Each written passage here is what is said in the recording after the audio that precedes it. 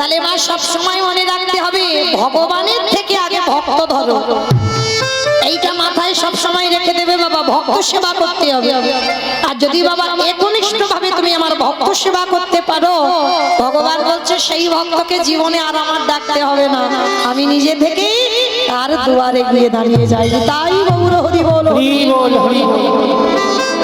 তাহলে আজকে লীলার দিকে তাকিয়ে দেখেন, ভগবান যেই না অতিথি রূপে এসেছে, ভগবানের সেবা বন্ধ, আগে অতিথি সেবা। সবার চরণ ধরে বলে যাই মা, যেন কেউ ভেবে বসবেন না যে মৌমিতা জ্ঞান দিচ্ছে না। চেষ্টা করবেন যদি দুয়ারে অতিথি আসে, সবার আগে বাবা অতিথি সেবা দেবে। কারণ বলা তো যায় না বাবা কোন রূপে কিভাবে আমার ভগবান এসে দাঁড়াবে, কিন্তু এটা আমি জানি কলির মানুষ এত পুণ্য সঞ্চয় করেনি বাবা যে ভগবান এসে ওই গোপবেশর বেণুকর ওই বাঁশি হাতে দাঁড়াবে। ভগবান যদি কোনোদিন আসে, আমাদের মতো সাধারণ মানুষ হয়ে আসে, আর যদি কোনোদিন এসে যায়, আমাদের তো সেই নয়ন নেই গো। ভগবান চিনতে গেলে চরণ দুটো দেখতে হয়, আর ভক্ত চিনতে গেলে আমার ভক্ত চিনবে কি করে গো? এই দাদার সঙ্গে তিলক সেবা না, তাহলে কি বাবা গলায় তুলসীর মালা না, তাহলে কি আমার শিখা রাখা আছে আমি প্রসাদ বুঝি ভক্ত? তাহলে আমি নামের মালায় নাম জপ করি আমি ভক্ত? তাহলে সবটাই যদি না হয় তাহলে বাবা ভক্ত চিনবো কি করে? এটাই তো আমাদের লীলা। ভগবান চিনতে গেলে চরণ, আর ভক্ত চিনতে গেলে নয়ন। এমনি এমনি নয় বাবা, সব নয়ন ভক্ত নয়। যে নয়নে একবার কৃষ্ণ নামে বাড়ি ছোট, একবার কৃষ্ণ নাম উচ্চারণ করলে বাবা যার হৃদয়টা দুলে ওঠে, মনে রাখবে সে মালা পড়ুক, তিলক সেবা করুক, প্রসাদ ভুজি হোক বা নাই হোক। তাকিয়ে দেখেন বাবা আমাদের মূল প্রধান বৈষ্ণব 12 জন, আর 12 জনের মধ্যে বৈষ্ণবের আচার্য আমার বাবা ভোলানাথ। ভোলানাথের গলায় আছে তুলসীর মালা? আছে বাবা? নেই তো। আছে দাদার সঙ্গে তিলক সেবা? নেই। বৈষ্ণবের দুটোই প্রধান, তুলসীর মালা আর তিলক সেবা। তা বাবা ভোলানাথের দুটোই তো নেই, তাহলে বাবা ত্রিলোকের বড় বৈষ্ণব হলো কি করে? শুধু মনে রাখবে বাবা এগুলো আমাদের আভরণ, সাজতে সবাই পারে। এখানে প্রত্যেককে বলে দেখো, হ্যাঁ গো গলায় একটু মালা পড়তে পারবে? পারবে। তিলক সেবা করতে পারবে? পারবে, সবাই পারবে। কিন্তু বাবা ভিতরটা বৈষ্ণব করে দেখাও, কত সোজা নয়। বাবা ভোলানাথই আভরণ, মানে সাজে বৈষ্ণব নয়, বাবার ভিতর বৈষ্ণব। যার জন্য বেছে নিয়েছে বাবা কেদারনাথ বদ্রীনাথ, পাহাড়ের মাথা। হ্যাঁ, বোঝাতে চাইলো ভক্তদের নিরজন জায়গা না হলে কৃষ্ণ ভজন হবে। এই যে বাবা অপরাধ নিও না, আমি কাউকে উদ্দেশ্য করে বলছি না। এই যে জপের মালা নিয়ে বাবা বাজার ঘাটে যায় না, যখন তখন দেখবেন জপের মালায় নাম করছে। সত্যি করে বলেন মা, বিচার বিবেচনা করে বলেন, সত্যি কি নাম হয়? কখনো নাম হয় না বাবা। ওটা নাম বলছেন হয়তো, কিন্তু আসল ঘরে নাম হয় না। আসল ঘরে নাম যদি করতে হয় নিরজনে একাকী বসে। ভক্ত কোনোদিন লোকালয়ে বেরোয় না বাবা। মহাপ্রভু বলছে না, যশ খ্যাতি মান শুকুরের বিষ্ঠার সমান। ভক্ত কোনোদিন প্রতিষ্ঠা চায় না, ভক্ত কোনোদিন সম্মান চায় না। রঘুনাথ দাসকে বলেছিল না মহাপ্রভু, রঘুনাথ মর্কট বৈরাগ্য ধারণ করো না, লোক দেখানি বৈরাগ্য হইও না। বৈরাগ্য যেদিন হৃদয় থেকে আসবে তোমাকে আমার কাছে আসতে হবে না। গৌর হরি বলছে আমি নিজে গিয়ে তোমাকে আমার কাছে আনবো। আমরা বাবা ছুটোছুটি করি না ভগবানের ভজন করবার জন্য, করতে লাগে না। যদি তোমার কর্ম ঠিক হয় ভগবান নিজে থেকেই তোমার ঘরে আসবে। যদি তুমি গুরু খুঁজতেও পাবে না, ভজন যদি সঠিক হয় গুরু তোমার ঘরে নিজেই চলে আসবে। আর গুরু যদি ধরতে হয় শ্রী শ্রী রামকৃষ্ণ পরমহংসদেবের মতো গুরু ধরো।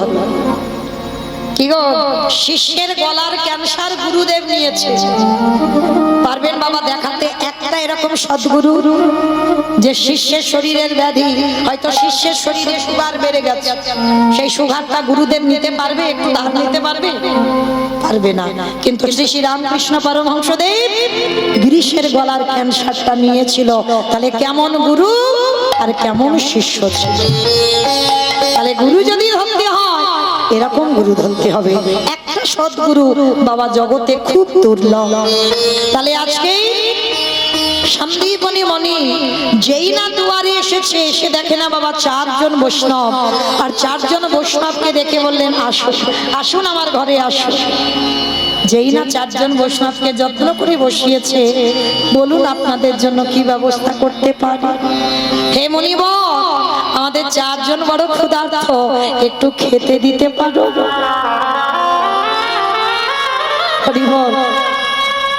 অমাইরা, যে সন্দীপনী মণি নিজের পেটের ভাত জোগাড় করতে পারে না, ভিক্ষাই যারে জীবিকা, সে আজকের বৈষ্ণব সেবার জন্য কাঁদে। আসুন, আমি আপনাদের জন্য সেবার ব্যবস্থা করব। বসুন। চারজন বৈষ্ণবের চরণ ধৌত করেছেন, চারজন বৈষ্ণবকে বসবার জায়গা দিয়েছেন। আর যেই না বাবা ঘরে গিয়ে চালের হাঁড়িটা খুললো, দেখে না একটাও চাল নেই। তাহলে চাল ডাল গেল কোথায়? ও মায়েরা, যারা লক্ষ্মী, কালী, দুর্গা, সরস্বতী, মনসা, শীতলা ভক্ত তাদের ঠিক আছে, অসুবিধা হবে না। কিন্তু যারা কৃষ্ণ ভক্ত হবে, যে করে আমার আশ তারে করি সর্বনাশ। হ্যাঁ গো, ভগবান সর্বনাশ করবে? কখনো করবে না। আমরা বলছি ভুল, আপনারা শুনছেন ভুল। যে করে আমার আশ তারে করি সর্বনাশ। ভগবান সব নাশ করে। কোন নাশের কথা বলল? আত্মীয় পরিজন, বন্ধু বান্ধব, জায়গা জমি, গাড়ি বাড়ি, টাকা পয়সা, তুমি যাদের আঁকড়ে বসে থাকবে, ভগবান জীবনে প্রথমবারেই তাদেরকে তোমার জীবন থেকে কেড়ে দেবে। আর কেড়ে নেওয়ার পরেও যদি তুমি গোবিন্দ চরণ না ছাড়ো। কি গো মায়েরা, আমরা দুর্বল হয়ে পড়ি না? যদি কেউ স্বামী হারিয়ে ফেলে, কেউ সন্তান হারিয়ে ফেলি, ঠাকুর তুমি দেখতে পেলে না, আমার কোলের সন্তানকে নিয়ে নিলে, আমাকে রেখে আমার স্বামীকে নিয়ে নিলে, কত অভিমান। কিন্তু জানো না মা, আমি বলেছি ভগবান এগুলো পরীক্ষা নেয়, সব হারিয়ে দেবে। কৃষ্ণ ভক্ত একা কি হবে? আর একা থাকার পরেও যদি তুমি তার চরণ না ছাড়ো, ভগবান বললেন তারপরে হয়ে যায় সেই দাসে অনুদাস। কৃষ্ণ ভক্ত সর্বদা বাবা কাঙাল হয়। কৃষ্ণ ভক্ত মনে রাখবে বাবা, পাথর সেটিং করা ঘরে থাকে না। যদি তুমি পাথর সেটিং করা ঘর তৈরি করো না, ভগবান চেষ্টা করবে কবে ওকে বাবা ওই পাথর সেটিং ঘর থেকে নিচে নামিয়ে দেব, ওকে পথের ভিখারি করে দেব। যদি মাথাতে একটু ছাদও তৈরি করো, ভগবান সবসময় চিন্তা করে ওর মাথা থেকে ছাদটা কবে নেব। এরাই কৃষ্ণ ভক্ত। তাকান বাবা, আমি বলছি বলে মেলাতে হবে না, আমার কথা বিশ্বাস করতে হবে না। তাকান সুদামার দিকে, স্ত্রীর পরনে একটা কাপড় দিতে পারতো না। তাকিয়ে দেখেন মহাভারতে বিদুরের দিকে, তাকিয়ে দেখেন নরোত্তম দাস ঠাকুর, তাকিয়ে দেখেন বাবা জমিদার লালা বাবু, তাকিয়ে দেখেন রঘুনাথ দাস, ভরি ভরি ভরি মান। এই যে বাবা নরোত্তম দাস ঠাকুর, কালকেই আসছে আমাদের একটা তিথি আছে গো, জানো না? কি জানো একটা তিথি আছে না? একটা ভালো দিন আছে, কি জানো? লোকনাথ বাবা, তাই তো? জানো তো তীরধাম দিবস তো? আচ্ছা, এই যে লোকনাথ গোস্বামী, নরোত্তম দাস ঠাকুর গুরু জ্ঞানে মনে মনে ভেবেছে, কিন্তু লোকনাথ গোস্বামী কোনোদিন শিষ্য করতে চাইনি, কোনোদিন শিষ্য করতে চাইনি। কেন জানো? শিষ্য করলে বাবা শিষ্যের কাছে বিক্রি হয়ে যেতে হয়। হরি বল। ওই জন্য কিছুতেই ওই নরোত্তম দাস ঠাকুরকে আশ্রয় দেয়নি লোকনাথ গোস্বামী। এই লোকনাথ গোস্বামী প্রতিনিত্য বাবা গঙ্গার তীরে ভোরের বেলা বাবা পায়খানায় যেত, মল ত্যাগ করতে যেত। কেমন গুরু সেবা দেখো। দীক্ষা দেয়নি বলে নরোত্তম দাস কি করতে জানো? ওই লোকনাথ গোস্বামী পায়খানা করিয়ে আসতো, রাতের অন্ধকারে গিয়ে বসে থাকতো নরোত্তম। কখনো গুরুদেব বাৎসক্রিয়া করে যাবে, লোকনাথ গোস্বামী তো জানতো না গো। যখন ভোরের বেলা বাৎসক্রিয়া করে চলে যেত, আর ওই নরোত্তম ভোরের বেলা গিয়ে কি করে গুরু সেবা করতো জানো?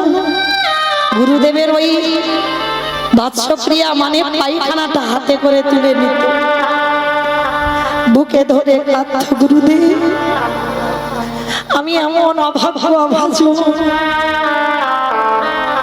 আমাকে শিষ্য বলে গ্রহণ করে না, কিন্তু আমি মনে মনে যে তোমাকেই গুরু বলে মেনেছি, আর গুরু যদি করতে হয় কোনোদিন তুমি ছাড়া আমি কাউকে গুরু করব না। প্রতিদিন ওই পায়খানা করে চলে আসে লোকনাথ গোস্বামী, আর নরোত্তম দাস নিজের হাতে করে, কোনো পাত্রে করে নয়, হাতে করে পায়খানা পরিষ্কার করে, সে জায়গাটা পরিষ্কার করে দেয়। একদিন লোকনাথ গোস্বামী মনে মনে ভাবলো, আমি প্রতিদিন পায়খানা করি, যাই কোথায়? হ্যাঁ, আমি নিত্য তো গঙ্গার ঘাটে আসি, তাহলে যাই কোথায়? আজকের আমাকে দেখতে হবে এই কাজগুলো কে করে। এত পরিষ্কার, এত পরিষ্কার জায়গা কি করে হয়, আমাকে দেখতে হবে। গাছের আড়ালে লোকনাথ গোস্বামী দাঁড়িয়ে আছে, দেখবো এ কাজটা কে করে। তখন অন্ধকার হয়ে আছে, সবে বাৎসক্রিয়া ত্যাগ করে বসেছে বাবা গাছের তলায় লোকনাথ গোস্বামী, আর ওই নরোত্তম ধীরে ধীরে গঙ্গার পাড়ে গিয়ে ওই গুরুদেবের পায়খানাটা হাতে করে তুলে নিয়েছে। আর যেই না হাতে করে তুলে নিয়ে সবে বুকে জড়িয়ে ধরেছে, সঙ্গে সঙ্গে লোকনাথ গোস্বামী গিয়ে ডাক দিল, নরোত্তম! ছি ছি ছি ছি, এটা কি করছিস বাবা? এটা কি করে হতে পারে? তার মানে প্রতিদিন আমি বাৎসক্রিয়া করে যাই আর তুই পরিষ্কার করিস? ওরে, তোকে দীক্ষা না দিও সারা জীবনে যে আমি তোর কাছে বিক্রি হয়ে গেলাম। ওরে আয় আয় আয়, ওরে আয় একবার আমার মুখে আয়। ওরে নরোত্তম,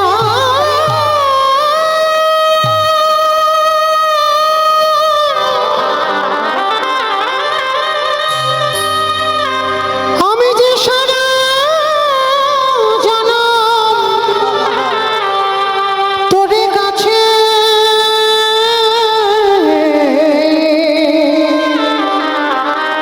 ওরে তোরে কাছে বন্দী হয়ে গেলাম। নরোত্তমকে বুকে ধরে বলল, দীক্ষা না দিয়েও যখন তোর কাছে বিক্রি হয়ে গেলাম, আজই আমি তোর দীক্ষা দেব, আয় আমার বুকে আয়।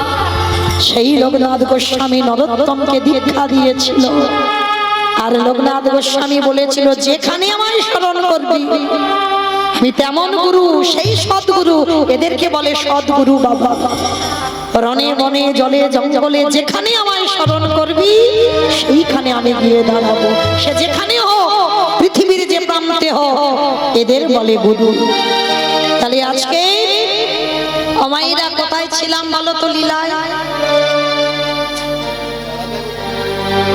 গন্ডগোল হয়ে গেছে,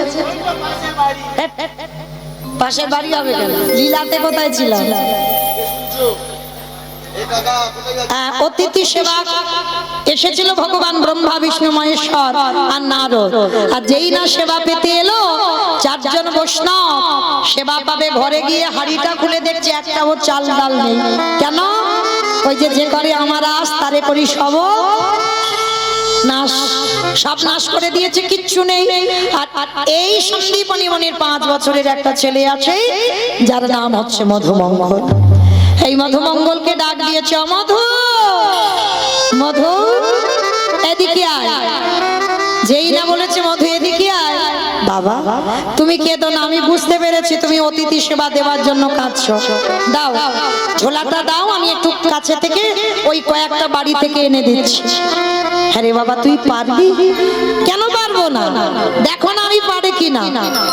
ও মাইরা, আজকে ছোট ছেলে মধুমঙ্গল ভিক্ষায় যাবে, কিন্তু ভগবান মাথায় হাত দিয়ে বসেছে। হায় হায় হায়, এলাম ওর বাবাকে পরীক্ষা করতে, এখন ছেলে মাথা হয়ে দাঁড়াচ্ছে, কিন্তু ছেলেকে তো একটু ঘষে মেজে নিতে হবে। ভগবান কি করলো? নিজের দেহ থেকে বাবা একটা মধুমঙ্গলের মূর্তি বের করেছে। আর আসল মধু যাওয়ার আগে ভগবান মধুমঙ্গলের রূপ ধরে গোটা গ্রাম ভিক্ষা করে নিয়ে চলে এসেছে। মাইরা আপনারা বলেন, একটা ছেলে যদি 5 মিনিট আগে আপনাদের গোটা গ্রাম ভিক্ষা করে নিয়ে যায়, আবার যদি ওই ছেলেটা 5 মিনিট পরে আসে, দেবেন ভিক্ষা? দেবেন? মেরে তাড়া করবে না? আজকের মধুর জীবনে এমনই দশা, ভগবান মধু সেজে নিয়ে চলে গেল, এইবার আসল মধু দাঁড়িয়েছে। কৃষ্ণ ছাড়া কে আছে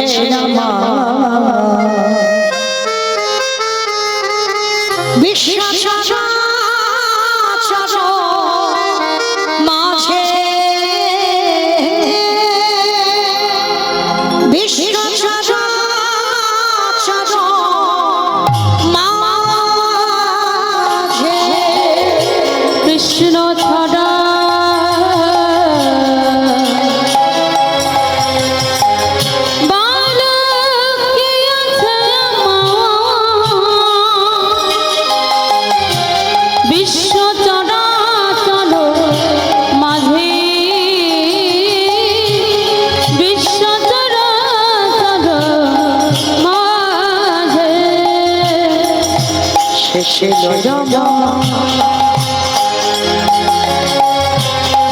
কৃষ্ণ ছাড়া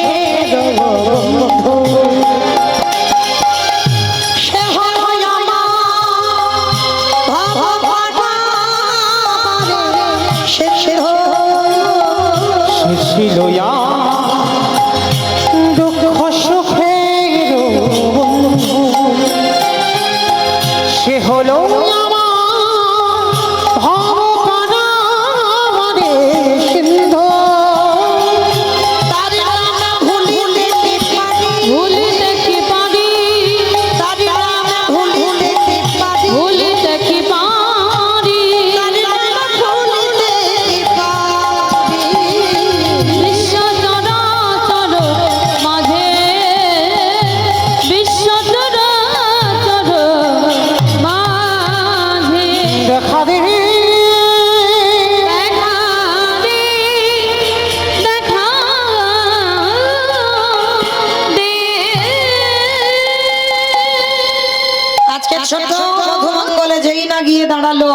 সমস্ত ব্রজমাইরা বলে উঠলেন, এই ছেলে সকালবেলা তোর বাবা ভিক্ষা করে নিয়ে গেল, তুই 5 মিনিট আগে ভিক্ষা নিয়ে গেলি, আবার তোর বাবা তোকে পাঠিয়েছে, দেখাচ্ছি মজা তোর দ্বারা। সবাই মিলে ওই মধুমঙ্গলকে বেঁধে আঘাত, দূর হয়ে যা, বেরিয়ে যা, দূর। কৃষ্ণ কৃষ্ণ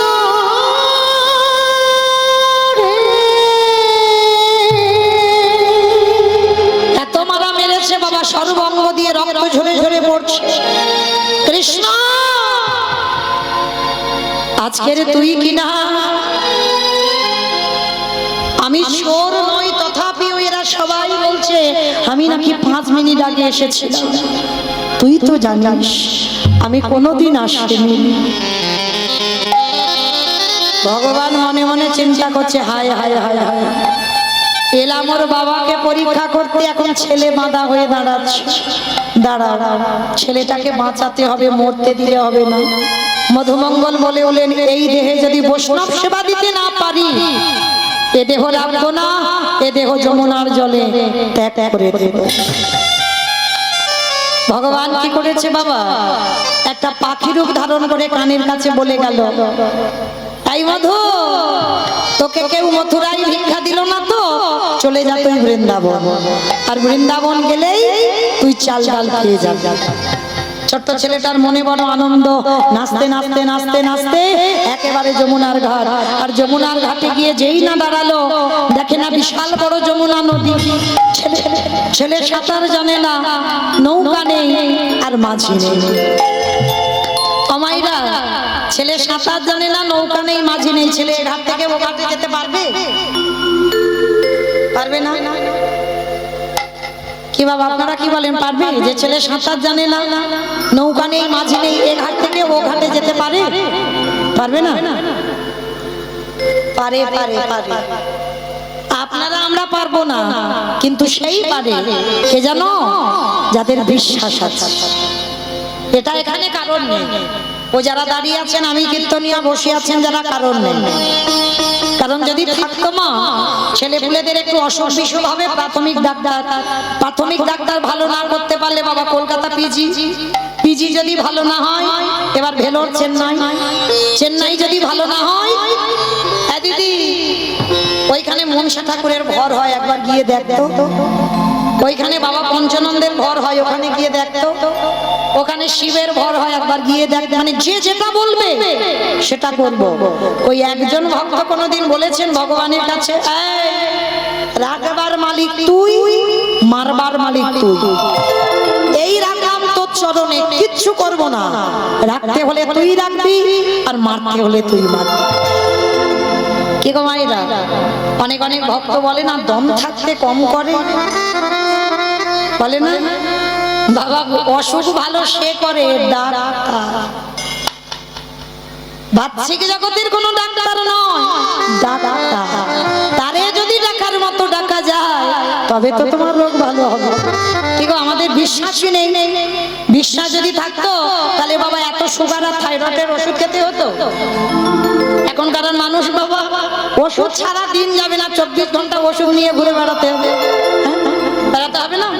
সবার আগে সব থেকে বড় যন্ত্রণা হাঁটু আর কোমর, এই দুটো যন্ত্রণা বাবা সবার। সে অল্প বয়সের মানুষেরও হচ্ছে, আর বয়স্ক মানুষদেরও হচ্ছে। কোমর আর হাঁটু নিয়ে মরেছে। তাহলে বাবা ওষুধ ছাড়া মানুষ চলে না। এ জগতে কারোর বিশ্বাস নেই যে রাখবার মালিক তুই আর মারবার মালিক তুই, কিন্তু আজকের মধুমঙ্গলের বিশ্বাস আছে। কৃষ্ণ, দেখি তুই কি করিস। সাঁতার জানি না তো কি হয়েছে, আমি যাবো হেঁটে হেঁটে। এইবার যেই না চোখ দুটো বন্ধ করে বাবা আমার যমুনার ঘাটে নেমেছে, একেবারে তত্তর করে নেমে যাচ্ছে, গলা পর্যন্ত নেমে গেছে। আর গলা পর্যন্ত নেমে গিয়ে আর একটু যদি যায়, ছেলেটা জলে ডুবে যাবে। চোখটা বন্ধ করে বলে উঠল, দয়াল তোমার লীলা, দয়াল তোমার লীলা, বোঝা বড়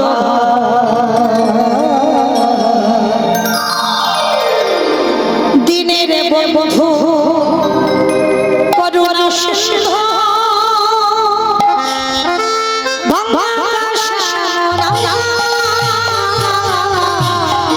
দয়া বন্ধু করুণা সিন্ধু দয়ালে তোমার লীলা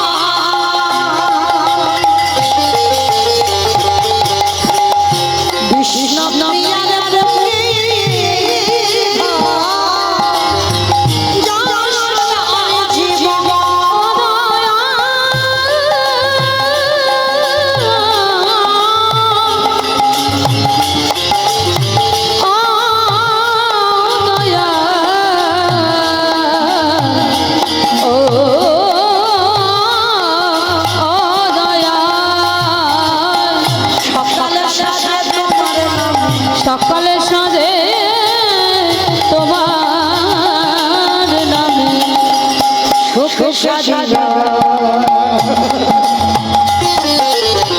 দিনের বন্ধু করুণা সিন্ধু বাবা শ্যামরায়, দিনের বন্ধু করুণা সিন্ধু বাবা শ্যামরায়।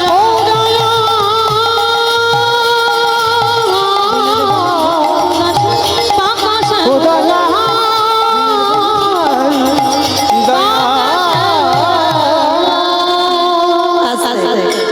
ছেলেটা যেই না বাবা চোখ মেলেছে দেখে না যমুনার এ ঘাট থেকে ও ঘাটে চলে গেছে। কৃষ্ণ তোর এত অহেতুকি কৃপা, তুই আমায় পার করে দিলি। যেই না বাবা পূর্ণমাসীর ঘরে চাল ডাল আলু সবজি পেয়েছে, এবার মাথায় করে নিয়ে সেই অতিথি সেবা। অত সোজা নয়, ভগবান কুর্ম হয়ে জলের তলায় বসে আছে। কমাইরা কুর্ম মানে কি গো? কুর্ম মানে নাকি কুমড়ো, কচ্ছপ। ভগবান একবার কচ্ছপ হয়েছিল বাবা সমুদ্র মন্থনের জন্য। তা আজকের লীলায় ভক্তকে পরীক্ষা করবে বলে কচ্ছপ, আর কচ্ছপ হয়ে জলের তলায় বসে আছে। আর মধুমঙ্গল তো জানে না, চাল ডালটা পেয়ে বাবা নাচতে নাচতে নাচতে নাচতে যেই না পাটা দেবা, সঙ্গে সঙ্গে পাটা পিছলেই অমনি একেবারে যমুনার জল। আর যেই না যমুনার জলে পড়লো, সঙ্গে সঙ্গে বাবা চাল ডালের পুটলিটা ডুবে গেল। আর ডুবে গেছে মানে আর পাবে বলে মনে হয়? ভগবান ওদেরই বাড়িতে বসে চাল ডালগুলোকে হরণ করল। দেখবো এবার কি করে আমায় সেবা দিস। ছোট ছোট মধুমঙ্গলে কেঁদে উঠলো, মা তোর এত খিদে, তোর এত লোভ, তুই আমার বৈষ্ণব সেবার চাল ডাল খেয়ে নিলি, ঠিক আছে এবার আমার জীবনটা তোর খেতে হবে। নে এবার যেই না বলেছে আমার জীবন খেতে হবে, ওদিকে ভগবান বসে বসে ভাবছে হায় হায় হায় হায়, ছেলেটা যদি জলে ডুবে যায় কালকে থেকে তো আমায় ভগবান বলবে না। না না না, ছেলেটাকে বাঁচাতে হবে, কিন্তু কি করে বাঁচাবো, কি করে বাঁচাবো, চিন্তায় পড়ে গেল। হয়েছে, ওরই বাবাকে ডেকেছে, হে মুনিবর তুমি কেমন বাবা? ছেলেটা কখন গেল তুমি একবার খোঁজ খবর নিচ্ছ না? আগে ছেলেটার খোঁজ নিয়ে এসো। বাবা ছুটতে ছুটতে যমুনার ঘাটে গেল, আর ঘাটে গিয়ে দেখছে ছেলেটা গলা পর্যন্ত জলে নেমে গেছে। ছেলে সাঁতার জানে না। বাবা পিছনের তীরে দাঁড়িয়ে ডাকছে, এই খোকা, সর্বনাশ, সাঁতার জানে না, কত দূরে চলে গেছে, আগে শীঘ্রই ওঠ। যেই না বাবা বলেছে শীঘ্রই ওঠ, ছেলের আর মরা হলো না। আচ্ছা বাবা, মরি মরি করলে কি মরা হয়? হ্যাঁ গো, বিষ খেলে মরা যায়? বলো না গো, আমি জানতে চাচ্ছি, বিষ খেলে মরা যায়? আবার বলে ঘাস মারা বিষ খেতে হবে। আচ্ছা বাবা, ঘাস খেয়ে দেখেছিল না? কমাইরা ঘাস মারা বিষ খেয়েও দিব্যি সংসার করছে, নিজের চোখে দেখা। যদি মৃত্যু না থাকে, ও ঘাস মারা খাও না কেন আর জ্বালানি খাও না কেন, যাই খাও না কেন বাবা, মরণ হবে। ও যত মরি মরি বলো না কেন, যাকে যত দিনের জন্য থাকবার জন্য আসা, তাকে ততদিন থাকতে হবে। আর কে যে কিভাবে মরবে এটা কেউ আমরা বলতে পারবো না। ওই জন্য শাস্ত্র বিধান দিল, কেউ খেয়ে মরে, কেউ খাইয়ে মরে, কেউ নিয়ে মরে, কেউ দিয়ে মরে, কেউ শুনে মরে, কেউ দেখে মরে, কেউ বলে মরে, কেউ ভালোবেসে মরে। এই যা যা কথাগুলো বললাম, একটা কথা বাবা গ্রন্থের বাইরে যাবে, একটা কথা সব গ্রন্থের ভিতরে আছে। বলেন তো দেখি, খেয়ে মরেছিল কে? জানা থাকলে বলবে, না হলে বলে দেবো আমি। খেয়ে মরেছিল বকাসুর। কৃষ্ণ গোষ্ঠে গিয়েছিল, আর বকাসুর এমন করে কৃষ্ণকে গিলে খেতে গেল, বকাসুর বধ হলো। আর পরেরটা সবাই পারবে, যদি কীর্তন শোনো, একটু অভিজ্ঞতা যদি থাকে উত্তর দিতে পারবে। খাইয়ে মরেছিল কে? বাহ, পুতনা। ওই যে বললাম একটু ভাবতে হবে, পুতনা। স্তনে বিষ মাখালো, এমন করে স্তন দুগ্ধটা টান দিল, পুতনা বধ হয়ে গেল। তাহলে খেয়ে মরলো বকাসুর, খাইয়ে মরলো পুতনা। আর নিয়ে মরেছিল কে? আমি অপশন দিই, খুঁজে বের করবেন। রামায়ণ নিয়ে মরেছিল। বলো বলো, একটু ভেবে বলো। রাবণ সীতামাকে নিল বলে 1,00,000 ছেলে আর 1,6,00,000 নাতি বংশে বাতি দেওয়ার মতো কেউ ছিল না। তাহলে নিয়েই মরণ হলো। তাহলে খেয়ে মরলো, খাইয়ে মরলো, নিয়ে মরলো। দিয়ে মরেছিল কে? অপশন মহাভারত। কর্ণ দিয়ে মরেনি, কবচ কুণ্ডল দিল বলেই তো কর্ণ বধ হলো, না হলে বধ হতো না। তাহলে খেয়ে মরলো, খাইয়ে মরলো, নিয়ে মরলো, দিয়ে মরলো। শুনে মরেছিল কে? অপশন মহাভারত। অশ্বত্থামা, অশ্বত্থামার বাবা। অশ্বত্থামা নয়, অশ্বত্থামা হতবানি, ইহাই আমি সত্য জানি। ইতি গজ পড়ে গেল না, ইতি গজ পড়ে গেল রণে। অষ্টগুরু দ্রোণাচার্য অশ্বত্থামার মৃত্যু সংবাদ শুনে দেহ রেখেছিল। তাহলে খেয়ে মরলো, খাইয়ে মরলো, নিয়ে মরলো, দিয়ে মরলো, শুনে মরলো। বলে মরেছিল কে?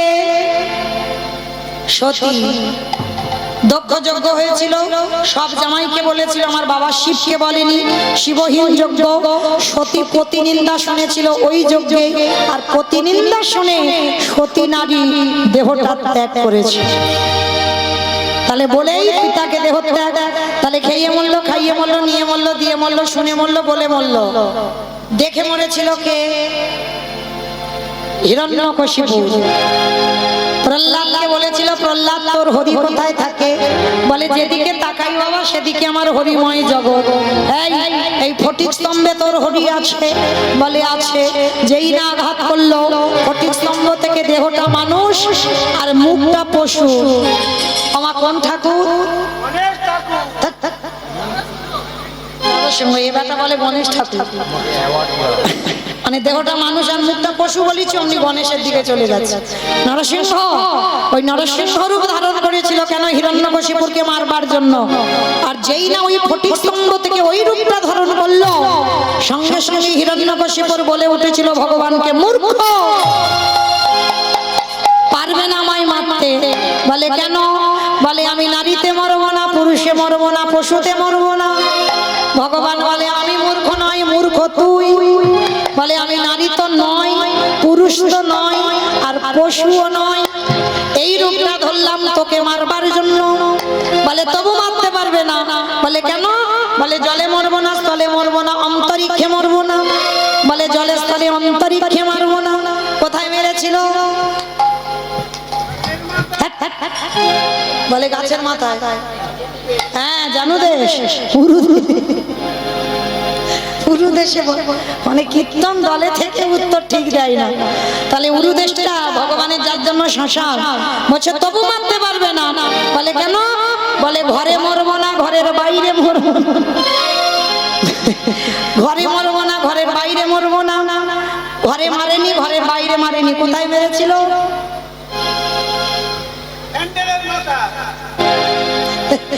চৌকাঠের মাথায়। মানে দরজার চৌকাঠের উপরে দাঁড়িয়ে, বলে প্যান্ডেলের মাথায় মেরেছে।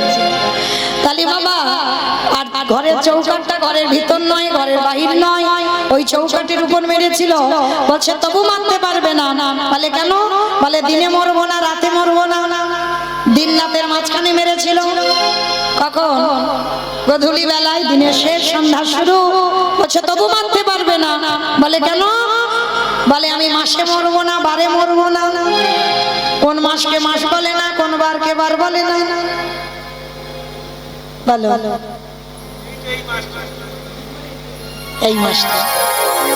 এই মাসটা মানে পুরুষোত্তম মাস। এই মাসটা সৃষ্টি কেন? হিরণ্যকশিপুরকে বধ করবার জন্য। এই যে এক্সট্রা একটা মাস সৃষ্টি করেছিল, যেটা হচ্ছে মল মাস।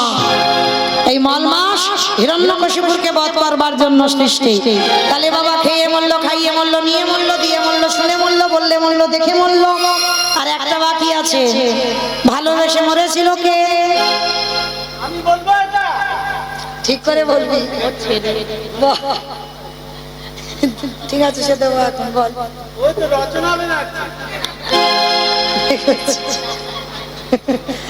তাহলে বাবা 500 টাকা আমার কাছে চাইলো, 500 টাকা ফাইন হলো, ভুল বলেছ। রচনা এখনো মরেনি। হরি বল। অমাইর আমি বলেছি গ্রন্থের বাইরে যাবে না, গ্রন্থের বাইরে যাবে না, গ্রন্থের ভিতরে থাকতে হবে। ভালোবেসে মরেছে। ভালোবেসেছিল কে? রাজা দশরথ। কাকে ভালোবেসেছিল? না, রামচন্দ্র কি ভালোবেসে মরেনি তো? কইকেয়ী মাকে, কইকেয়ী মাকে ভালোবেসে মরেছিল। দশরথের কটা বউ ছিল জানো? 750। তবে খবরদার, তোমাদের বলেনি যে তোমরা অতগুলো করে করো। তাদের পাওয়ার ছিল, ক্ষমতা ছিল। রাবণের 10,000 আর আমার ভগবান কৃষ্ণচন্দ্রের 16,108টা। সব কারণ ছিল, তাই তো করেছে। আর কারণের বাইরে করলে তো হবে না। হ্যাঁ, কারণ দেখাতে হবে কি জন্য তুমি অতগুলো বিয়ে করলে। হ্যাঁ, দশরথের 750 আর 750-এর মধ্যে 3টে প্রধান, কৌশল্যা, কইকেয়ী, সুমিত্রা। আর 3 জনের মধ্যে সব থেকে ভালোবাসা একজনের উপরে বেশি ছিল। সে কে? কইকেয়ী মা। মামা কিরকম ভালোবাসা জানো? বলবো? বলি বাবা, একটা চলতি কথা বলি, যেন কেউ আমার উপরে রেগে যাবেন না। অনেকে আছে একটু বউ পাগল মতো, আছে না? আছে। অনেকে আছে বাবা, দেখবেন মানে বউকে চোখে হারায়। দেখি হ্যাঁ,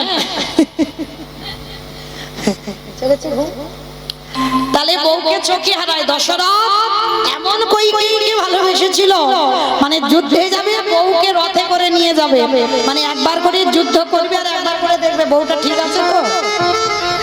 তার মানে এরকম প্রেম। আর এই প্রেমের পরে সেই কইকেয়ী মা কায়দা করে দুটো বর চাইল। প্রথম বরে ভরত রাজা হবে, দ্বিতীয় বরে রাম যাবে 14 বছর বনবাস। আর রাম যখন বনবাসে গেল, দশরথ কেঁদে কেঁদে অন্ধ বিছানায় পড়লো। আর বিছানায় পড়ে একটা কথা বলেছে, বলবো? আমাদের বলেনি, তোমাদের বলেছে। কি বলেছে জানো? দশরথ বলল, কলিরজি, তোরা যেন আমার মতো কেউ বউকে ভালোবাসিস না। ভালোবাসতে বারণ করেনি দশরথ, বলছে ভালোবাসো, কিন্তু কারোর বউ যেন মাথায় চড়ে না বলে। আর যাদের যাদের বউ মাথায় চড়ে, দশরথ বলল তাদের দশা আমার মতো হবে। আমি এই অভিশাপ করে রাখলাম, তাদের আশা আমার মতো হবে। আচ্ছা, ফিরে আসা লীলায় বলেন তো আমি কোথায় ছিলাম? কোথায় ছিলাম?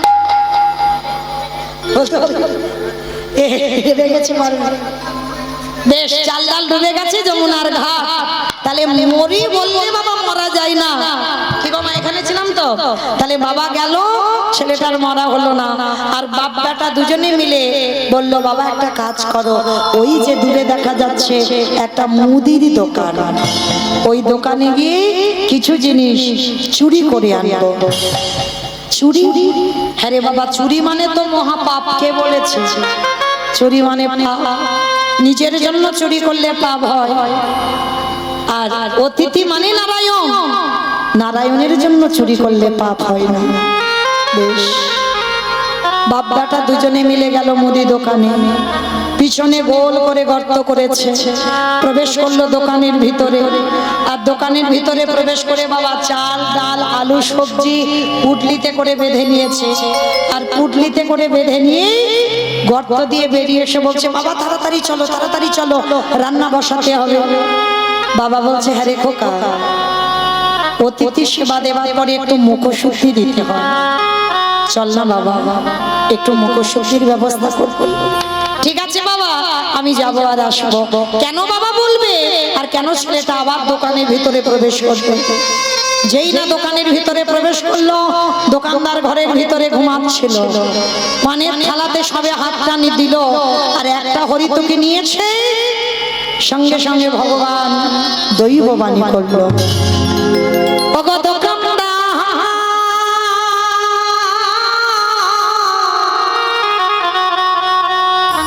তুমি এমন করে কানে নিয়ে ঘুমাইও না, ওদিকে চেয়ে দেখো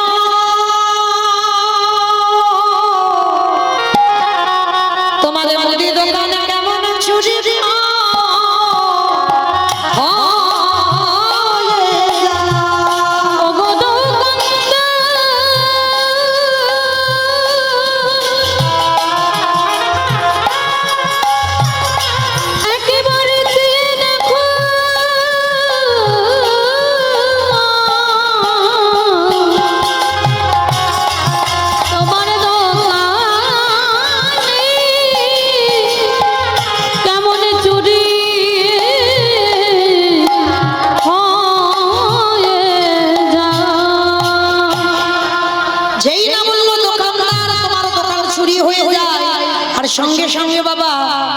আমার ভক্ত বাৎসল্য ভগবান মনে মনে ভাবলো, দেখবো মধু প্রথম পরীক্ষাটা তোর রূপ ধরে করেছি, দ্বিতীয়বারে পরীক্ষাটা কচ্ছপ রূপ ধরে করেছি, এইবার 3 নম্বর পরীক্ষা। এই পরীক্ষায় যদি উত্তীর্ণ হস তবেই জানবো চিরকালের জন্য। আর থাকতে পারলো না, এবার হরিতকিটা নিয়ে যেতে যাবে, পানের থালাটা ওই পাটা লেগে উল্টে পড়ে গেল। আর দোকানের ভিতরে বাবা একটা ঝনাত করে আওয়াজ হয়েছে, আর যেই না ঝনাত করে আওয়াজ হলো, সঙ্গে সঙ্গে দোকানদার বলে বললেন, আরে চোর চোর চোর। এই চোর চোর প্রতিধ্বনিটা কার না ভয় হয়। সবে মাত্র হরিতকিটা হাতে নিয়ে গর্ত দিয়ে মাথার দুটো হাত বাহির করেছে, দোকানের ভিতরে দেহটা পড়ে আছে, তবু বুঝতে দিল না যে বাবা আমি ধরা পড়ে গেছে। দোকানদার এসে পা দুটো চেপে ধরেছে আর শক্ত করে দেওয়ালটা ধরে আছে। হরিতকিটা বাবার হাতে দিয়ে বলছে, বাবা তুমি যাও, ততক্ষণে তুমি রান্না বসাও, আমি যাচ্ছি একটু পরে। বাবা বলছে, হ্যাঁ রে খোকা, অতিথি সেবা দেওয়ার পরে একটু মুখশুদ্ধি দিতে হয় জানা বাবা, ওই মুখশুদ্ধির জন্য তো আজকের এই দশা। বাবা বলছে, হ্যাঁ রে খোকা, তুই তো জীবনে এত ঘামিস, পিছনে পা ধরে টানছে না বাবা, দরদর করে ঘামছে ঠান্ডার সময়। বাবা বলছে, হ্যাঁ রে খোকা, সত্যি করে বল তোর কি হয়েছে। ছোট্ট ছেলে থাকতে পারলো না, বলে উঠল, বাবা আর বুঝি তোমার সঙ্গে আমার যাওয়া হবে না। কেন আমার সঙ্গে যাবি না? তুই কার সঙ্গে যাবি? কি করে যাব? কারণ এরা যেভাবে আমার পা ধরে টানাটানি করছে, যে কোনো মুহূর্তে এরা আমাকে দোকানের ভিতরে টেনে নিয়ে যাবে। খোকা চুপ চুপ কর খোকা, তুই চুপ কর। আমি তোকে বারবার নিষেধ করেছিলাম, তুই চুরি করতে গেলে ধরা পড়ে যাবে। তুই সেই আমার কথা না শুনে তুই চুরি করতে গেলি। এতদিন পরে আমার সেবা ধর্মের অবমাননা হয়ে গেল, এতদিন পরে আমি চোরের বাবা হলাম, এই অপবাদ আমি নিতে পারবো না। না না না, আমি আর এ জীবন রাখবো না। এর থেকে যদি আমার মৃত্যু হয়ে যেত, এই জীবনটা আমি আমার ওই যমুনার জলে ত্যাগ করে দেব। বাবা ঠাকুর আজকে ছোট ছোট ছেলে বটু বলে উঠলো, মধুমঙ্গল বলে উঠলো, বাবা কাল সকালে যাতে কেউ বুঝতে না পারে আমি চোর, তুমি আমার বাবা, তার বিনিময়ে একটা কাজ করবে। বল বাবা বল, তাড়াতাড়ি বল কি করতে হবে। যা বলবি আমি তাই করবো, বল কি করতে হবে। শোনো না বাবা, ওই যে অস্ত্রটা দিয়ে গর্ত করেছিলাম দোকান চুরি করব বলে, ওই অস্ত্রটা দিয়ে আমার মস্তকটাকে তুমি ছেদন করে নিয়ে পালিয়ে যাও। না না, আমি বাবা হয়ে নিজের পুত্রকে বলি দেব কি করে? এ জগতে কোনো বাবা মা পারে না নিজের পুত্র বলি দিতে। কি গো মাইরা, আপনারা কি বলেন? কোনো বাবা মা পারে নিজের পুত্রকে বলি দিতে? পারে না। আর মহাভারতের দাতা কর্ণ কি করে করেছিল? মা পদ্মাবতী। কি গো মাইরা, যারা মহাভারত জ্ঞানী এখানে, দাতা কর্ণ মা পদ্মাবতী করেন, নিজ পুত্র বলি দেয়নি। একাদশীর পরের দিন দ্বাদশীতে আমার ভগবান গিয়েছিল পদ্মামার ঘরে, আর পদ্মামার ঘরে গিয়ে বলেছিল, পদ্মা এই দ্বাদশীতে তোমার ঘরে একটু মাংস খেতে চাই। পদ্মামা চমকে উঠেছিল, কারণ একাদশী যারা করে দ্বাদশীতে আমিষ নিষিদ্ধ, নিরামিষ আহার করতে হবে। অমাইরা যারা আমিষ আহার করে তাদের বলে যায় দশমীতে একটু নিরামিষ, একাদশীতে উপবাস অনুকল্প ফলাহার, আর দ্বাদশীতে নিরামিষ আহার। যারা আমিষ সেবা করে এই 3টে দিন তাদের মানতে হয়। এবার বাবা মানা না মানা যে যা ব্যক্তিগত, কিন্তু গ্রন্থ এটা বিধান দিল যে 3টে দিন মানতে হবে যারা আমিষ আহার করে। তো আজকের দ্বাদশীতে এক বৈষ্ণব, ভগবান বৈষ্ণব সেজে বলল, পদ্মা আমি মাংস খেতে চাই। পদ্মা মা বলে উঠলেন, বাবা ঠাকুর আপনি বৈষ্ণব, আপনি দ্বাদশীতে মাংস খাবেন?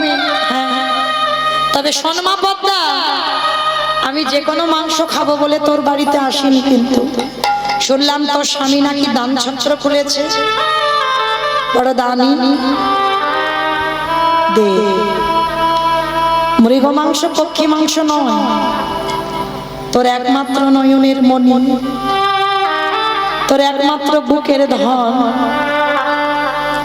একমাত্র মা বলা সম্ভব, তার দেহটা হাড়ি কাটে রেখে মাংস টুকরো টুকরো করে নিজের হাতে মাংস করে আমার সেবাই দিল। তবে দেখবি মা, ছেলেটাকে কাটবার সময় যেন তোর চোখে জল না আসে, যদি জল আসে আমি কিন্তু প্রসাদ পাবো না। কি গো মায়েরা, কোনো মা পারবে চোখের জল না ফেলে নিজ পুত্রকে বলি দিতে? শুধু বলি নয়, নিজের ছেলেকে টুকরো টুকরো করে মাংস কষে বৈষ্ণব সেবায় দিতে? পদ্মা মা বলেছিল, বেশ, আপনার যখন এটাই ইচ্ছা, আমি আমার স্বামীর বউ নয়, স্ত্রী নয়, আমি সহধর্মিণী, তবে যে ছেলে বলি হবে আমি একবার তার অনুমতিটা নিয়ে আসি। এই ছোট্ট বিশ্বকেতুর একটাই খেলা ছিল বাবা, আমরা তো ছেলে তৈরি করতে পারলাম না বাবা। ওই যে আমার একটা বসে আছে, ওর একটাই খেলা, ওই যে একটা মোবাইলে কি খেলা হয়েছে না, ফ্রি ফায়ার, হ্যাঁ ওই মোবাইলটা দিলে ওর মা আর লাগে না, মানে ওই মোবাইলটার মা আর মোবাইলটার বাবা না, তবু বাবা লাগে কিন্তু মোবাইলটার মা। রাধে মায়েরা, তাহলে আজকে আমরা মায়েরা সন্তান তৈরি করতে পারলাম না, কিন্তু আজকের পদ্মা মা তৈরি করেছে। বিশ্বকেতুর একটাই খেলা ছিল, হরি নামের খেলা। বন্ধুদেরকে সঙ্গে নিয়ে বলতে, বন্ধু ও মায়েরা, মোবাইলে খেলা খেললে তো ত্রিতাপ জ্বালা দূরে যাবে না, যে খেলা খেললে এই জগতে আর ত্রিতাপ জ্বালা থাকবে না, কোনো জ্বালা থাকবে না, কোনো যন্ত্রণা থাকবে না, কোনো ভয় থাকবে না, সেই খেলা খেলতে হবে। বিশ্বকেতুর একটাই খেলা ছিল বন্ধুদের নিয়ে। এসো ভাই, ভাই আমরা সবাই হরি নাম গাই, হরি নাম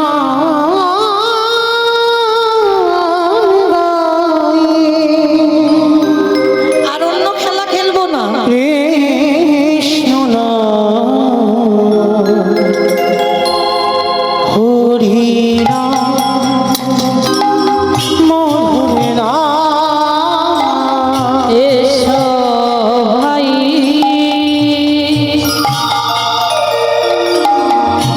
নাম গাই, একবার আয় আমার সঙ্গে। কৃষ্ণ নাম, হরি নাম, মধুর নাম। দূরে যাবে ত্রিতাপে জ্বালার ভয় থাকে। পিতাবে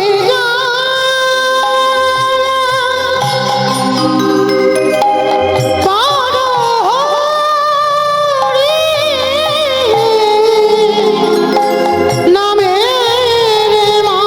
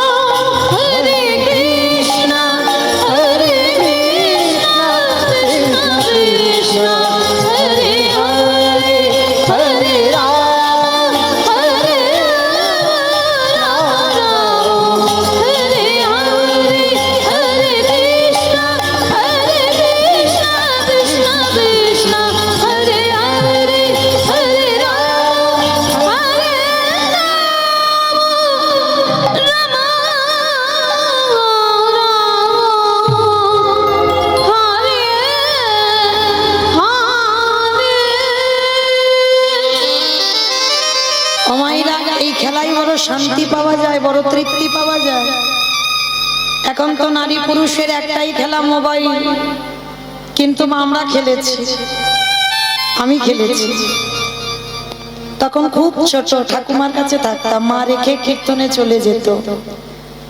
আর আমার কি খেলা ছিল জানো? এই হরি নামের খেলা। ছোটবেলা থেকেই খেলা ছিল হরি নামের খেলা। বান্ধবীদের নিয়ে মায়ের যত কাপড় ছিল সব বের করে সবাইকে পরিয়ে ওই সবার কাছ থেকে তখনকার দিনে ওই 25 পয়সা, ছোট ছোট পয়সা, সেই 25 পয়সা তুলে তুলে একটু চিড়ে এনে চিড়ের ভোগ করে ছোটবেলা থেকে পুতুল খেলা, এগুলো তো খেলা ছিল গো মা আমাদের। কি গো খেলেছে পুতুল খেলা? হরিনামের খেলা না খেলে, হরিনামের খেলা বাবা খেলতে গেলে একটা রক্ত লাগে, কারণ জন্ম থেকে হরিনাম দেখা তো, ওই জন্য ছোটবেলা থেকে হরিনামের খেলা। আর তার মধ্যে পুতুল খেলা ছিল। কিন্তু তখনকার দিনটা আলাদা ছিল মা, কিন্তু এখনকার মতো নয়। আজকে ছোট 5 বছরের ছেলে বিশ্বকেতু বন্ধুদের নিয়ে হরিনামের খেলা খেলেছে। বন্ধু ঠিক সেই সময় মা গিয়ে দাঁড়িয়ে, মা তুমি আমার একেবারে খেলার মাঠে, তোমার চোখে জল, তুমি কাঁদছো? ও মা, আমি কি তোমার কোনো কষ্ট দিয়ে ফেলেছি? মনে রেখো মা, সুযোগ্য সন্তান সেই যে মায়ের দুঃখে দুঃখী হয়, বাবার দুঃখে দুঃখী হয়। আজকের মার কাছে গিয়ে গলা ধরে বলছো, ও মা বলো না মা, আমার জন্য তুমি কষ্ট পেয়েছো, আমার জন্য তুমি দুঃখ পেয়েছো, আমার জন্য তুমি কাঁদছো? না রে বাবা না, আমার বাড়ি এক বৈষ্ণব এসেছে, মাংস খেতে চেয়েছে। জানিস মাংস? বৈষ্ণব? হ্যাঁ রে বাবা, খাইয়ে দাও। মৃগ মাংস পক্ষী মাংস অভাব নেই তো, খাইয়ে দাও। খোকারে মৃগ মাংস পক্ষী মাংস খাবে না। কি বলেছে জানিস? তোর দেহটা হাড়ি কাটে রাখতে হবে, ওই হাড়ি কাটে রেখে তোর মস্তক ছেদন করতে হবে। তোর দেহটা আমি মা নিজের হাতে টুকরো টুকরো করে মাংস করে বৈষ্ণব সেবায় দিতে হবে। আমি পারবো না বাবা, আমি পারবো না। বিশ্বকেতু বলে উঠলেন, মা গো, আমার দেহ বৈষ্ণব সেবায়? ও মা, তুমি কাঁদছো কেন? এটা তো আমার আনন্দ। তুমি না ছোটবেলা থেকে আমায় গল্প করতে? বিশ্ব, তোকে যখন গর্ভে ধরেছিলাম আমি বলতাম যে আমার ছেলেটা যেন বৈষ্ণব সেবায় লাগে। তাহলে আজকের কেন ভেঙে পড়ছো মা? ভেঙে পড়ো না মা, তুমি কেঁদো না। তোমার চোখের জলে আমার যাবার পথ পিছলে কেঁদো না মা। আর তুমি কেন ভুলে যাচ্ছ? আস্তে, পদ্ম পাতায় জল দিলে যেমন টলমল টলমল করে, আমাদের জীবন পদ্ম পাতায় প্রাণ রূপ জলবিন্দু টলমল টলমল করছে মা। কখন যে পড়ে যাবে তা কেউ জানে না।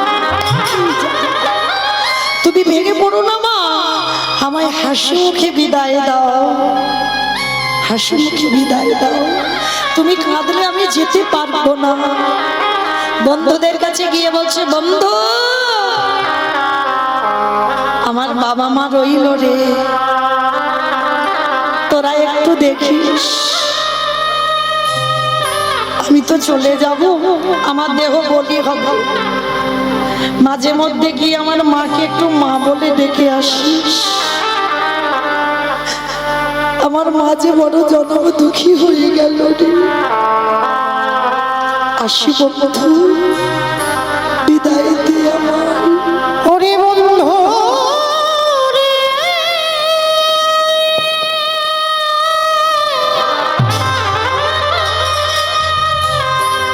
আমি চলে চলে যাই। আর তোদের সঙ্গে আমার আরে দেখা হবে না। কোনোদিনও ফিরে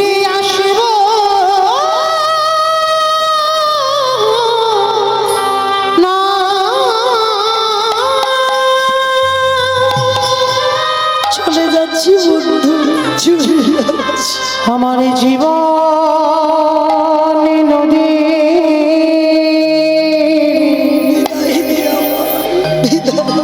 নাইয়া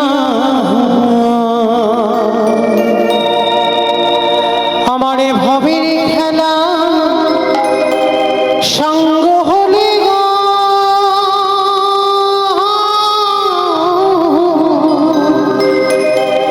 একেবারে দিও পারে করিয়া আমার জীবনের নদীরে নাইয়া আমার জীবন নদী নাইয়া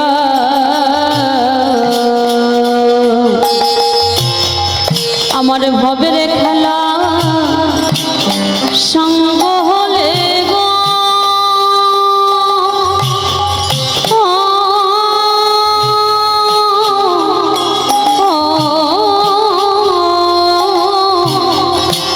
দিও পরে গো দিও আমার জীবন নদী নাইয়া এই কামনা বাসনার হাটে বেঁধেছিলাম বাসা এই কামনা বাসনার হাতে বুঝি বেঁধেছিলাম বাসা। সবই অচলে হবে যাওয়ারে কালে গো দেখি নাই ভাবিয়া আমার জীবন নদীর নাইয়া আমার জীবন নদী বন্ধু ভবের খেলা সঙ্গ আমি চলে করিয়া বন্ধু রে আমার নাইয়া সেই মা পদ্মাবতী করাত ধরে একদিকে বাবা একদিকে মা একমাত্র পুত্রের মস্তক ছেদন করে দিল। মা মাথাটা রেখে দিয়েছিল ঠাকুর ঘরে আর দেহটা মাংস কষে বৈষ্ণব সেবায়, কিন্তু সেই বৈষ্ণব সেবায় দিল বটে, কিন্তু সেই মরা ছেলে আবার প্রাণ ফিরে পেল। সবটাই আমার ভগবানের লীলা। ও মাইরা, আজকের এই কথাটা কি আমি মৌমিতা বলছি? আজকে লীলায় মধুমঙ্গল তার বাবাকে বলছে, বাবা হতেও তো পারে যে চারজন তোমার ঘরে বসে আছে সেই হলো তোমার আরাধ্য দেবতা। সেদিন যেমন পদ্মামা বুঝতে পারিনি তার আরাধ্য দেবতা এসেছিল, ধরে ধরতে পারিনি, হতেও তো পারে। বাবা উন্মাদ পাগল, একবার বলে আমার ছেলে, একবার বলে বৈষ্ণব সেবা। আর এই দুটো চিন্তা করতে করতে একেবারে হাতে অস্ত্রটা তুলে নিল, আর ওই অস্ত্রটা তুলে নিয়ে একমাত্র সন্তানের মস্তকটা ছেদন করে দিল। যেই না মস্তকটা ছেদন করে দিল, মাথাটা নিচে কেটে পড়ে গেল। ওদিকে দোকানদার দেহ টেনে নিল, দেখলো গলায় পরিতে আছে যজ্ঞ সূত্র। এই আমাদের গ্রাম ছাড়া করে দেবে, ব্রহ্ম হত্যা করেছি, চল চল চল তাড়াতাড়ি চল। বস্তা বন্দি করে দেহটা নিয়ে যমুনার জলে ফেলে দিল। আর দোকানদার দেহটা ফেললো, আর বাবা সন্দীপনী মণি মাথাটা কাপড়ে পুটলিতে করে বেঁধে যমুনার জলে ফেলে দিল। বলে যে ছেলে আর কৃষ্ণ বলবে না ওকে ঘরে নিয়ে গিয়ে কি করবো? আমাইরা লীলা শেষটা কেমন দেখেন? আমার বেশিক্ষণ নয়, 10 মিনিট পরে ঘুমানোর বিছানা করে দেব। 10 মিনিট। আমি জানি কষ্ট হচ্ছে, রাত হচ্ছে তো, হরি বল। কারণ এই যে হাওড়া জেলাতে এইটাই তো গন্ডগোল। হ্যাঁ, সন্ধ্যে 7টার সময় তুললে কত ভালো হতো, শুধু সেই রাত 9টা 10টা, তবু একটু আগে উঠেছে। 10টা উঠলে তাহলে আর খুঁজে পাওয়া যেত না, সব বসে বসে। আজকে যাই হোক আমায়রা যত ভালো হোক না কেন, রাত হলে শরীর অলস নিতে হবে, হতে চায়। তো যাই হোক মা 10 মিনিট একটু কষ্ট করে বসো। তো আজকে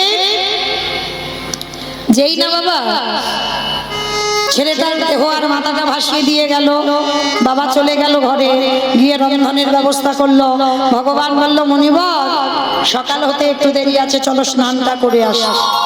আর যেই না স্নানটা করতে গেছে বাবা দেখে না ছেলের দেহটা ভাসছে।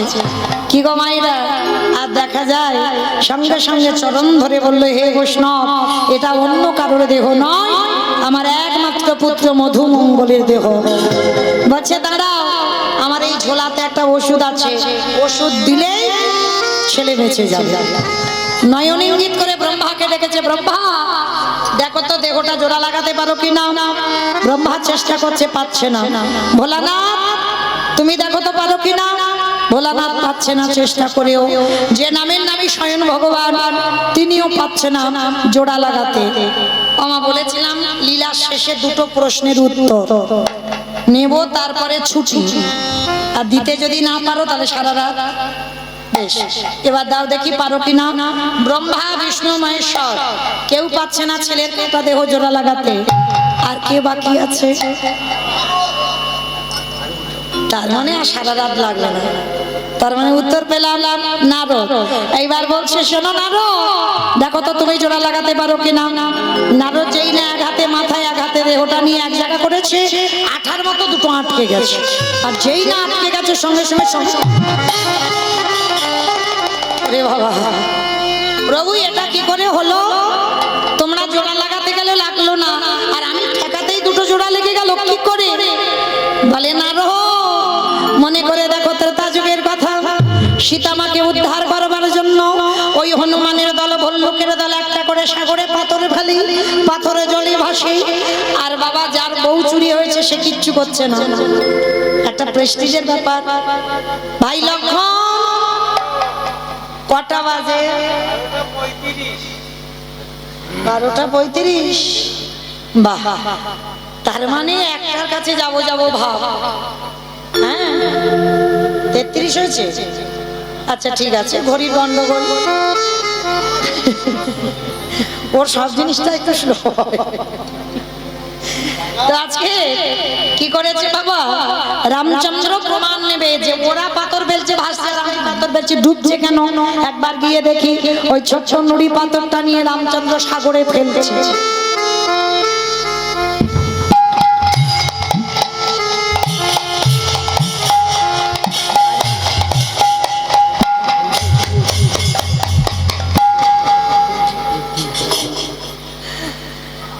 যেই না সাগরে ফেলেছে নুড়ি পাথরটা টপ করে ডুবে গেছে।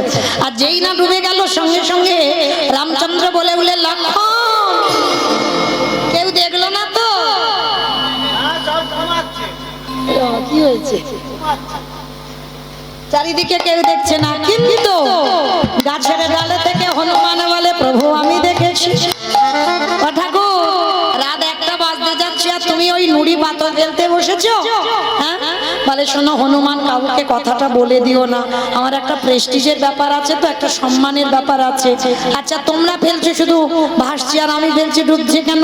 হে রাম দয়াময়, আমরা যে পাথরে ফেলেছি তার গায়ে রাম নাম লেখাই আছে, আর তুমি যে পাথরে ফেলেছো তার গায়ে রাম নাম লেখা নয়। আজ যারা যাবেন রামেশ্বরে গিয়ে দেখবেন ওই রামে নামের গুণে শিলা জলে ভাসে। বলে শোনো শোনো রামে ভাই আমায়, রামে নামের গুণে শিলা জলে ভাসে। আজও গিয়ে প্রমাণ করে নেবেন সেই রামেশ্বরের শিলা জলে ভাসে। পাথর জলে ফেলেছে, সেই পাথর এখনো জলে ভাসছে। ফিরে আসেন লীলায়, দেবর্ষি নারদ বলছে, প্রভু একটা কথা বলি, একটু দাঁড়াও, আমি বুঝতে পেরে গেছি। এই যে রামেশ্বরের শিলা জলে ভেসেছিল, আজকের আমার নামে কাটা দেহ জোড়া লাগলো। প্রভু আমার জন্য একজন অনেক দিন ধরে বসে আছে, একটু যাব আর বলে চলে আসবো। আমার বলো দেখি, আর একটা উত্তর দিলেই ছুটি। বলো নারদ কোথায় যাবে, কে বসে আছে নারদের জন্য? বেশ, সেই বুড়িমা, সাধারণ বুড়িমা নয়, জগৎ জননী মা দুর্গা। সেই মার কাছে গেছে, ও মা তোমার প্রশ্নের উত্তর পেলাম। বলে কি পেয়েছো নারদ? শোনো মা শোনো, নাম যদি বলার মতো বলা যায়, নাম যদি গাবার মতো গাওয়া যায়, নামের গুণে শিলা জলে ভাসি, নামের গুণে বোবা কথা বলি, নামের গুণে খোঁড়া হেঁটে চলি, নামের গুণে সংসারের অমঙ্গল দূরীভূত হয়। এতগুলো জিনিস হবে হরির নামের দায়িত্বে। তবে একটা কথা, ও মাইরা তরকারি বানাতে পারো? ও সবাইকে করতে হয়, আমাকেও করতে হয়। আচ্ছা, তরকারি বানাতে গেলে তেল দেবেন, হলুদ দেবেন, লঙ্কা দেবেন, জিরে দেবেন, ফোড়ন দেবেন, তেজপাতা দেবেন, জল দেবেন, কাঠ দেবেন, উনান দেবেন, গ্যাস দেবেন, সব দেবেন। কোনটা না দিলে খাওয়া যাবে না? লবণ। লবণ তরকারিতে না দিলে, অন্যান্য মরিচ মশলা না দিলে খাওয়া যাবে, কিন্তু তরকারিতে লবণ এমন একটা জিনিস, ওইটা না দিলে তরকারির কোনো স্বাদই হবে না। মামাইরা হঠাৎ কীর্তন গাইতে গাইতে তরকারির নুনের খবর কেন বললাম? এটাই তত্ত্ব। আচ্ছা, একটা কথা সত্যি করে বলবে? বলবে?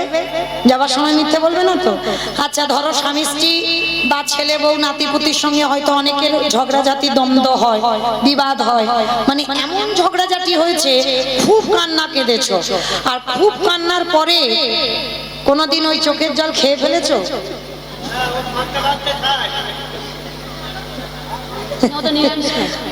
ও মা, খেয়েছো? চোখের জল খেয়েছো? আচ্ছা বলো কিরকম স্বাদ? নন্তা, তার মানে সুগার আছে। অমাইরা, তার মানে যারা যারা বলছো যে নোনতা, তার মানে চোখের জল খেয়েছো, তাই তো? বেশ, তাহলে চোখের জল হচ্ছে লবণ। তরকারিতে লবণ দিলে তবে তরকারির স্বাদ হয়। কীর্তন গাইলে হবে না, কীর্তন শুনলে হবে না, ভগবানের নাম ভজন করলে হবে না। ওই মাঝে মাঝে লবণ রূপী তরকারিতে লবণ দিলে যেমন স্বাদ হয়, মাঝে মাঝে ওই লবণ রূপী চোখের জল গোবিন্দ চরণে দিতে হবে। আর যদি দিতে পারো, সেই দিন থেকে জানবে তোমার নরজন ধন্য হলো। ওই নয়ন জলে